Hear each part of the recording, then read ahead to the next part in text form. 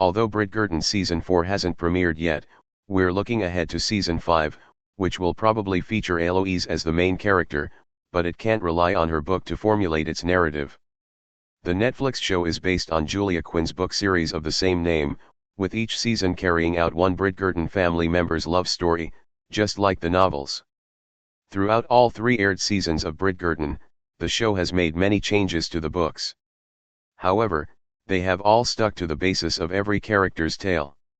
For Eloise, though, the series must stray from the norm. Eloise has been a fan-favorite Bridgerton character from the beginning, despite not being the central figure in any season, yet.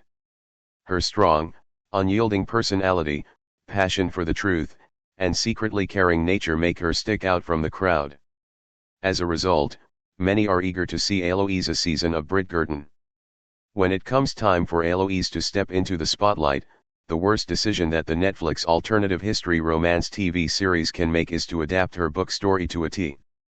In fact, Bridgerton should stray from To Sir Philip, with love entirely. Bridgerton's Eloise is much different from her book character. The Netflix show completely changes her character. Eloise Bridgerton, Claudia Jessie, reading a book in Bridgerton Season 3 Part 1. In the Bridgerton book series, Eloise's romance takes center stage in the 5th novel, To Sir Philip, with Love. At 28 years old, she is considered a spinster and has found herself quite lonely and fearful of ending up alone. Then, when her cousin, Marina Thompson, who is portrayed as Penelope Featherington's cousin in the show, dies, Eloise writes a condolence letter to her widowed husband, Sir Philip Crane. The two continue corresponding, resulting in a blossoming romance. One thing leads to another, and Eloise ends up marrying Philip in the Bridgerton book and adopting his 2 children. Eloise is, without a doubt, the most outspoken, stubborn, rebellious, and independent character in Bridgerton. As for her role in Julia Quinn's novels, the 5th Bridgerton sibling is very different. The 2 separate characters share some similarities, of course. But, their qualities are different enough to be quite noticeable, and give reason to the Netflix series to ignore the events of To Sir Philip, with Love. For starters, book Eloise isn't as against marriage as show Eloise. Yes, she is passionate about women's rights and social justice. However, she isn't as outspoken or rebellious about it in Quinn's narrative like she is in the Netflix alternative history romance TV series. Additionally, Eloise is much more cynical and pessimistic in Bridgerton. As a result, her getting her book ending in the show is not believable, especially because, from what we've seen so far, Eloise doesn't exactly have a motherly instinct, which isn't a bad thing. Eloise deserves better than her love interest in the novels. Philip is the worst Bridgerton spouse. Philip Crane visiting the Feet Harrington house with a proposal for Marina Thompson in Bridgerton Season 1, Episode 8, After the Rain. The TV series must change Eloise's book story completely because she also arguably has the worst Bridgerton spouse, Philip. We haven't seen him much in the show, at least, not enough to judge his character fully. But if Philip is anything like To Sir Philip, with Love's version of Eloise's husband, he shouldn't be her central love interest in Netflix's Bridgerton. Philip isn't exactly the best husband to Marina in Julia Quinn's novels, as he is quite abusive, and he surely isn't very kind to Eloise, either. From what we know about her character, the TV shows Eloise wouldn't put up with Philip's behavior in the book. Also, since Philip is known to neglect his kids, there is no way that Eloise would let that slide and assume all responsibility for the children. Bridgerton could alter Philip's character and personality to be kinder and less problematic, but his behavior isn't the only reason the TV series must change Eloise's story. Bridgerton already introduced a character much better suited for Eloise than Philip. Theo is perfect for Eloise.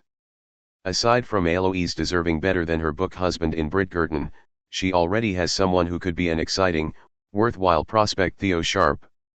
Some fans subscribe to the notion that the show should bring Theo back and make him Eloise's main love interest, and I'm one of them.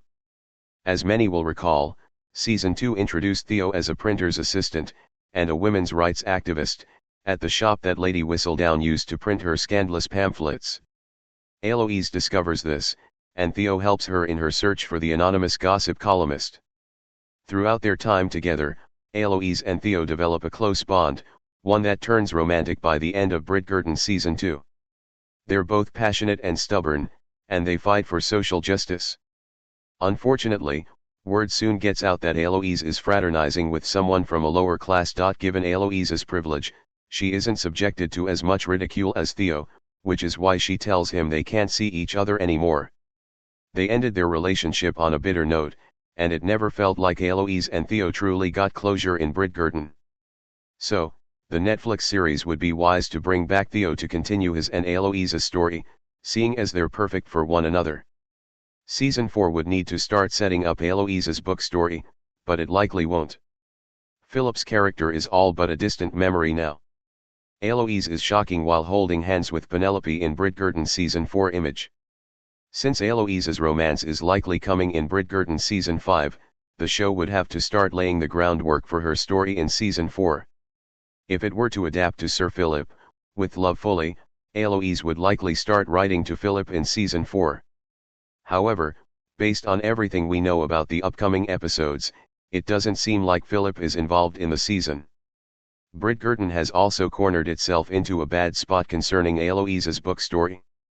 In the novels, Marina is the Bridgerton family's cousin, not the Featheringtons. So, it doesn't make much sense why Eloise would send a condolence letter to the widow of her best friend's cousin, especially one who hasn't been seen or mentioned since his brief appearance in season 2. Ultimately, Eloise's connection to Philip is completely gone.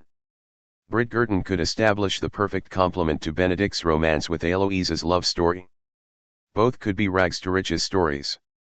Sophie Beck, Irene Ha, and Benedict Bridgerton, Luke Thompson, at the Masquerade Ball in Bridgerton season 4, episode 1 courtesy of Liam Daniels/Netflix.